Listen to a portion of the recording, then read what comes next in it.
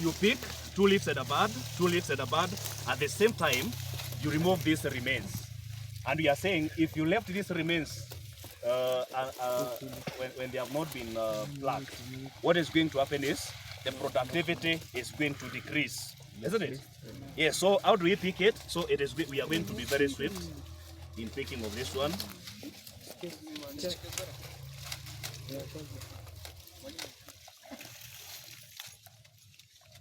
Yes. Okay.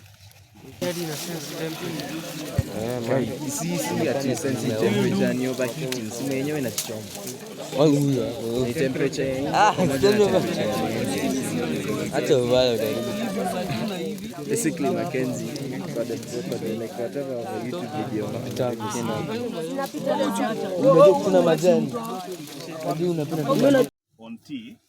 on tea production, and of course, tea has been grown in several areas in Kenya. This is a Othaya region, and also we have the tea production within this region. Now, we have been looking at the nursery practices, and we introduced by looking at the various practices that we carry out within the nursery bed. And then we talked of the types of nursery, the vegetable nurseries, the tree nurseries, and then we have the vegetative propagation nurseries. Now, when it comes to tea production, first of all, it begins with raising the vegetative. So we can raise the tea vegetatively. And when it comes to vegetative, of course, we use the sleeves, isn't it? And these are the sleeves. Of course, we have been looking at the polythene sleeves. And during the transplanting, how is it transplanted? Yeah? Unatengeneza shimo, mix the manure with the soil, and then you're going to plant at the same depth that it was, isn't it? Yeah. So and then you are going, of course, you are going to farm that soil. So if this was tea, we could have gotten the vegetative that is from the mother plant, and then of course we are going to put them in these leaves, and then once they have attained the period whereby we are going to transplant them, at the moment we can take them to the seed bed, all right? The seed bed. So tea growing begins from this point. We get the materials from the mother plants, and then we are going to put them in the sleeves. Then we are going to be carrying out the management practices as expected. And then from there, once they have attained the proper stage of transplanting, then we can transplant them into the seed bed.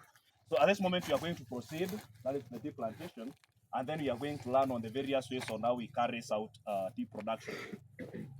We have come to the part of pruning. Pruning. What is pruning? Remind us what is pruning. No, not a callers. Somebody to remind us what is pruning. Yes, Kibe.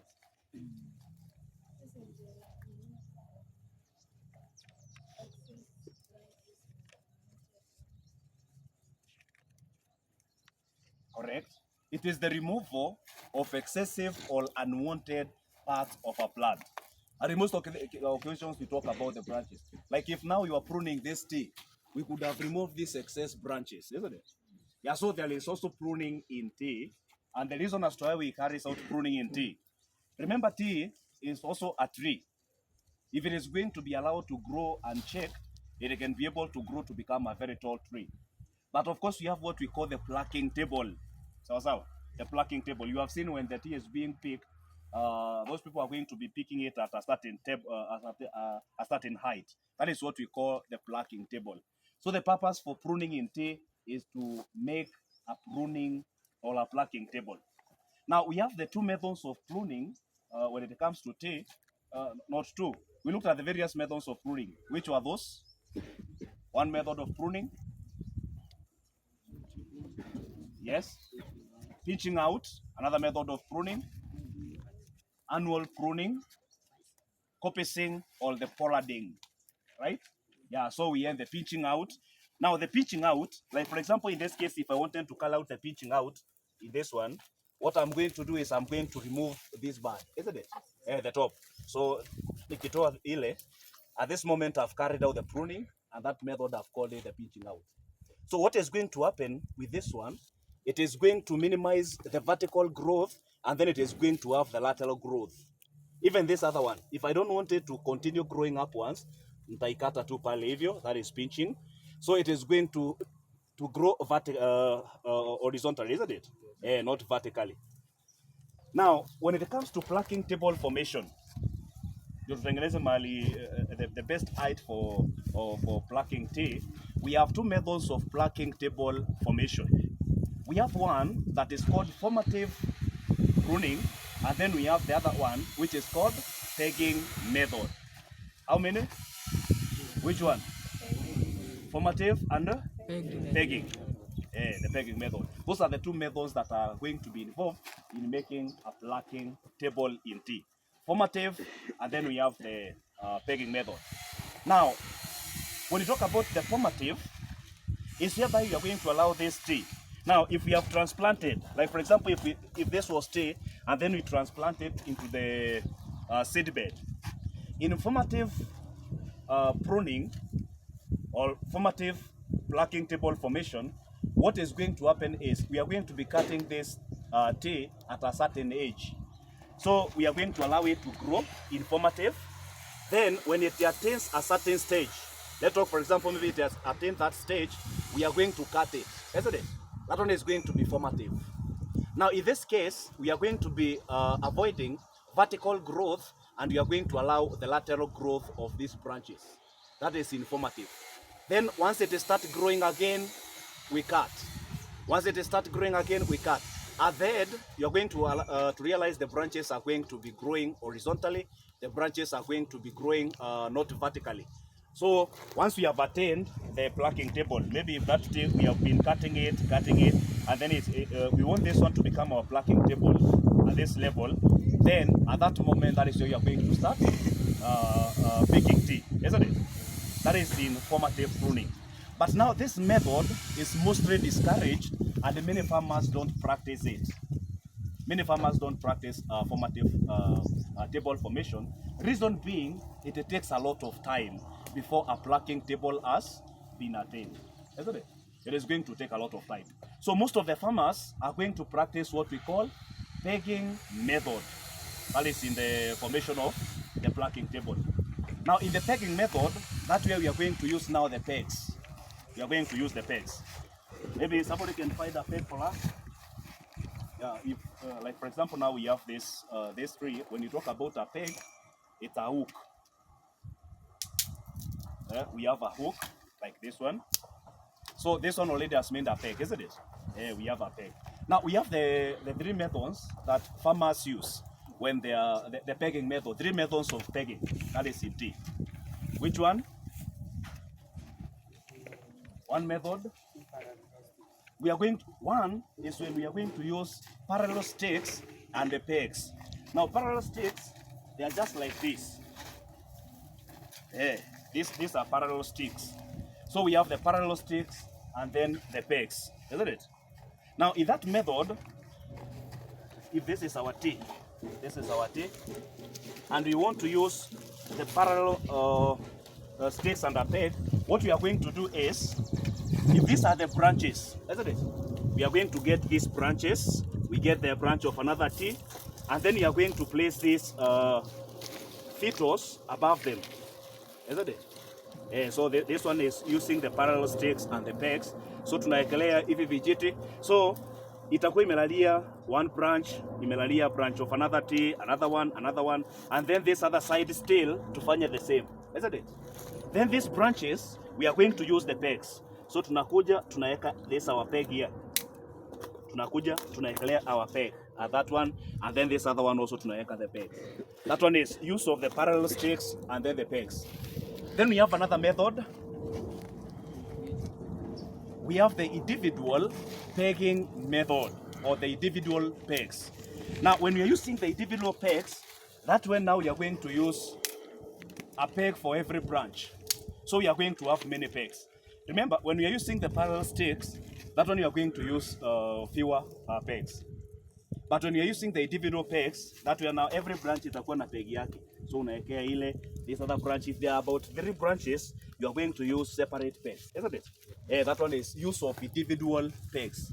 Another method, use of ring and pegs. Use of ring and pegs. Now, when we want to use the rings, we can make them by the use of the bamboos, or we can use them by use of the soft branches. Tutengeneza soft branches, then tunatengeneza a ring which is round. Then if this tree or this tree has about 4 branches, tutaekelea ile ring pale. The ring will be lying on the 4, or that is on the 4 branches, and then now you are going to peg that ring using the pegs, isn't it? It is going to be similar to the parallel sticks and the pegs, only that now this one is going to be ring, this other one is going to be parallel sticks. So those are the various methods of pegging. We have mentioned them. One,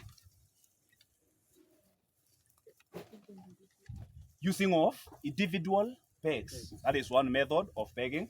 Another method of pegging we have mentioned. Use of a ring and the pegs. Another method of pegging. Yes, use of parallel sticks and a peg. So once we have done that, what is going to happen now, the tea plantlets are going to start having horizontal or lateral growth. So instead of growing vertically, itaanza kwenda sideways. And with the time, you are going to realize that tea, while it is growing, haiendi vertical, inaenda tu horizontally until a table has been formed. Once a table has been formed, now other practices are going to follow. Other practices are going to follow. One practice is what, remember, after we have pegged, we are going to be doing a practice that we call tipping. Tipping. Now, tipping is when we are removing a bud and the 2 leaves. Like for example, when we are plucking the tip, we are removing a bud and so when we have pegged, you are going to realize there are some branches which are going to be growing vertically. So at certain heights, tunakuja tunakata tu, isn't it? Tunakata 2 leaves and a bud. That one we are going to call it tipping. And what we want to do is we want to maintain that tea at the plucking table. When we are calling out tipping, we use a parallel phytos. Of course, we are going to demonstrate it when we get to. Let's proceed. Let's proceed. There are some of us who have never had an access to meet tea, isn't it? Yes. So how many have never seen tea? They have come to see tea here, isn't it? Yes, everybody. How many don't know even to pick tea? Yeah. So, of course, we are coming from the nursery part, and we've seen what happens. So this tea, it began from the nursery, isn't it? Now, when we want to plant this tea, because this is a mother plant, if you took this one, we cut a vizuri, this one, and then we end upande kwa zile sleeves. You plant this one in a sleeve. What will happen? This one is a vegetative material, isn't it? When you plant it in that sleeve, it is going to develop roots, and eventually it is going to become a 3 seedling, right? So using these ones, we can be able to get many seedlings as we have been covering on the vegetative. But remember, of course, we consider the bud. It must have a bud. So this one, if you took this one and then you put it in a sleeve, it is going to grow. After growing, we have the nursery management practices that we are going to carry out, which are some of the nursery management practices that we carry out. Nursery management practices. 1, roguing. Roguing. What is roguing? Uprooting and destroying infested. Okay, that one is one. Another nursery management practice that we carry out. thinning, which we are going to be uprooting the excessive seedlings. We have mulching. We can carry out mulching. We can gap if we have the lost seedlings, watering, pest and disease control, and all that. So after you have carried all those practices to those plants and they have become the seedlings, now we bring them now to the seed bed. Now this one is a tea plantation, and this is a seed bed. These ones, they were transplanted. Now this tea has been, it had a certain height, just like that other one. But what usually happens is after picking tea, maybe for about 2, 3 or 4 years, what usually happens is they prune it back again, isn't it? So inakuja inakatwa yote. Sometimes you're going to find even hata ina this. So kama hii chai ilikuwa imekatwa. So it is going to grow afresh again, and then of course it is going to be having higher productivity kuliko ile ambayo ijakatwa pale. So this one, the productivity of this one is going to be higher. But all those practices that we have carried, the formative, already the formative tea plucking table has already been established. So the plucking table iko ile size ya ile nyingine. So it will grow up to a certain height. Italetwa mpaka to a certain height as it keeps on being plucked, plucked. Once it has attained a certain height, that is going to be about maybe 2, 3 or even 4 years. Then itakatwa tena, irudi hapa tena. Sawa sawa. Yes. Now, tipping, that was during the plucking table establishment. That's when they carried out tipping. Now, during the tea pruning, how is it plucked? How do you pluck the tea? Because this is the tea that is plucked. Hii ndio tunakunywa kule nyumbani. How is it plucked? Wale wenye wajaona ikikuwa plucked wakuje pale. It is plucked. How many leaves? 2 leaves and a bud, isn't it? So during the picking of the tea, you're going to find most of the farmers. No, pick very fast. So you can see, you can look at my ones when I'm picking this tea. So I'm taking 2 leaves and a bud. Wale wanajua kuchuna tuonyeshe wengine how it is done. Tuingie tuonyeshe wale wengine. So you can see, we have 2 leaves. Every leaf that I'm taking, it has 2 leaves and a bud. Isn't it? Everyone has 2 leaves and a bud. Yes, just a minute. Let me see for the ones who have picked already. Those who know how to pick it. Yes. Around the administration. So during the picking, we pick 2 leaves and a bud, and you've seen them when they're being picked. And then of course they have the yellow parts and the curly, isn't it? So it is put there without compressing it. You are not supposed to compress it. That is to prevent the fermentation and such, and even to facilitate proper aeration. And then after that, you're going to take it to the tea buying centers, isn't it? In the tea buying centers, what happens? It is going to be weighed and finally taken to the factory for processing, whereby now you're going to take it as tea, isn't it? Yes. Now let's proceed to that other one, the one that has not been brewed yet, and then we see the difference. Yes. Without taking the hands. Pole zinaenda. Tabambia.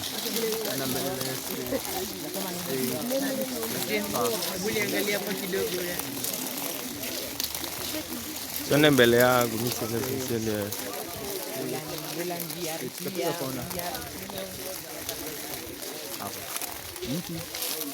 Ah, see it.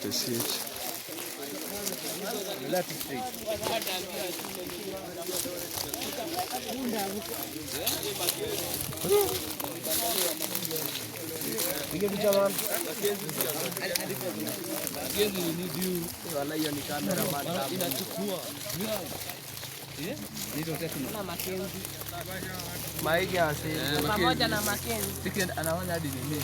Mpokeza hadi na zoom man. Wewe. Na kuna koje na shi.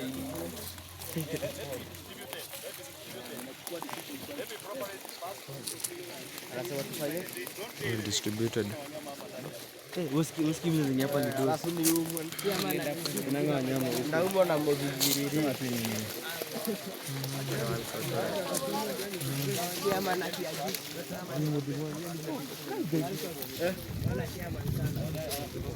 Ni hadi siona kama jani. Let's listen here. So if you try to look at this tea, you're going to find it has a difference with that other one where we are coming from, isn't it? Meaning, this one was brewed before that other one. So already this one is that if we decide then to pick from that other side, we are betting so much, isn't it? We are betting low, but in this other one, at least the plucking table, this is now what we are calling the plucking table formation. So you want to be plucking at a certain height. If we want to allow this tree to grow, and then we have the plucking table at this height, we can. How we are going to do that one? We are going to allow vertical growth of all these trees, isn't it? Then we allow it to grow vertically, and then definitely when it has attained this height, we are just going to start treating it at that point, or we are going to be pruning it at that point. So this one has formed already a plucking table.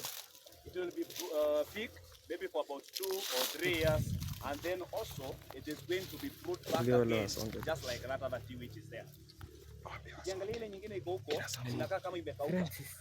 it? It is because of the jua, isn't it?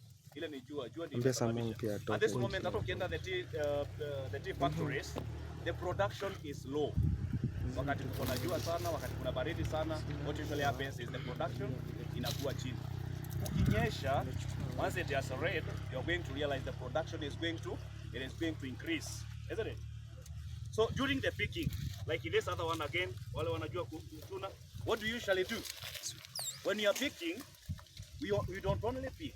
You pick 2 leaves at a bud, and then also you are removing, unaenda ukiondoa hii miti, isn't it? Yeah. So let's pick.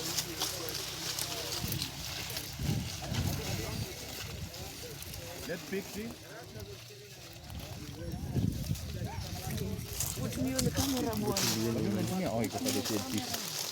Lakini ita overheat from the CPU, so tulia man. Bweka jamaa ipende.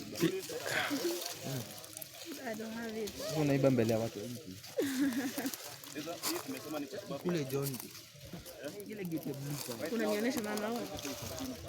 Haya mmoja hivi. Cha gangster kabisa. Sitaka YouTube. Acha na video. Sitaka YouTube. Ile mwenye unakuja nione.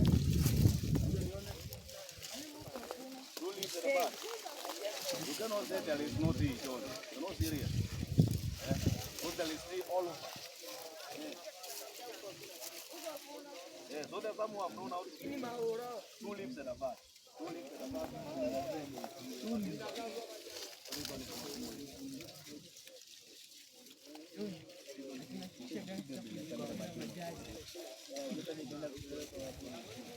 Iko kitu maana unajiongeza uko hivi.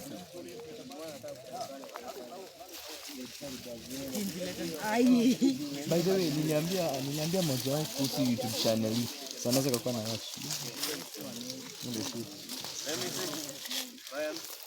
See? Yeah, 2 leaves at a bud. 2 leaves at a bud. But you see now, this one is clear. And remember, also when you are picking tea, you don't pick too young, isn't it? Yes. They're too young. Reason being, they are of low quality. They are of low quality. So you are going to pick the tea that are at least grown. I feel like this one is at least as grown. Kama mimi sijui nimefanya nini mimi nachukua Two leaves at a bud. Mose mnakaribia huko sana man. Makinzi anafaa kufanya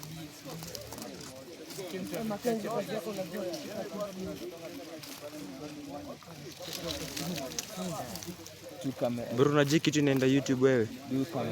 So lazima kuwa na jokes kidogo. Bro, unakuwa kiini. They have no idea what that is. Unaona leo anasema kushika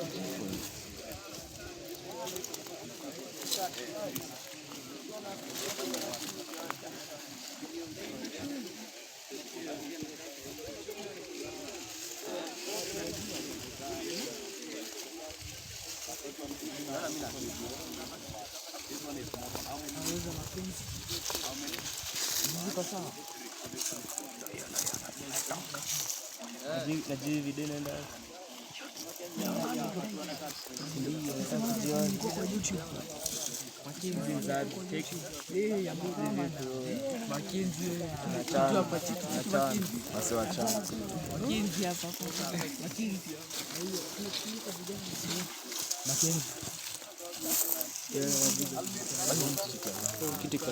Once you have gone to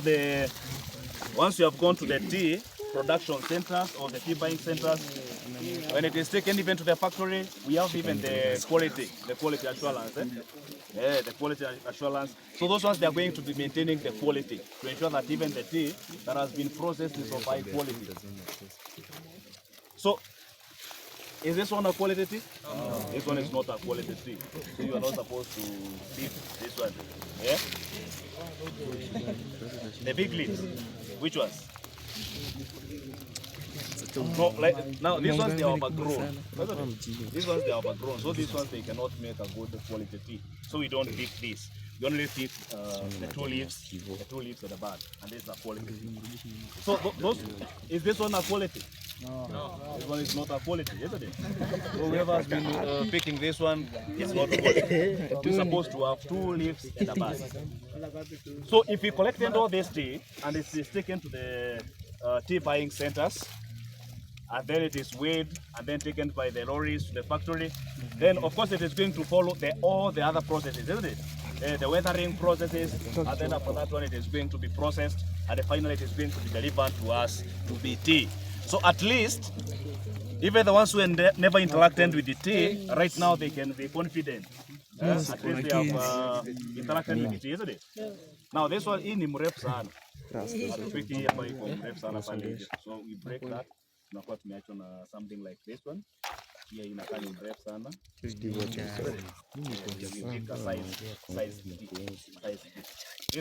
This leaf is overgrown, isn't it? So we don't pick also this one. We can break it and then we are left with size. So all that one, finally it will be processed and then we can have the tea for drinking.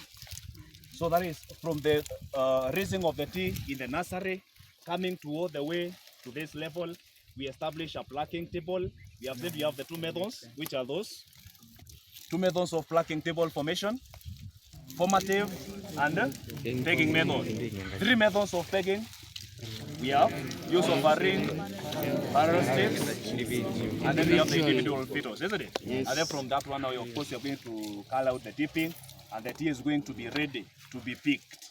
We pick two leaves and a bud, taken to the tea buying centers, weighed, taken to the factory, processed, and then we take it as tea, isn't it?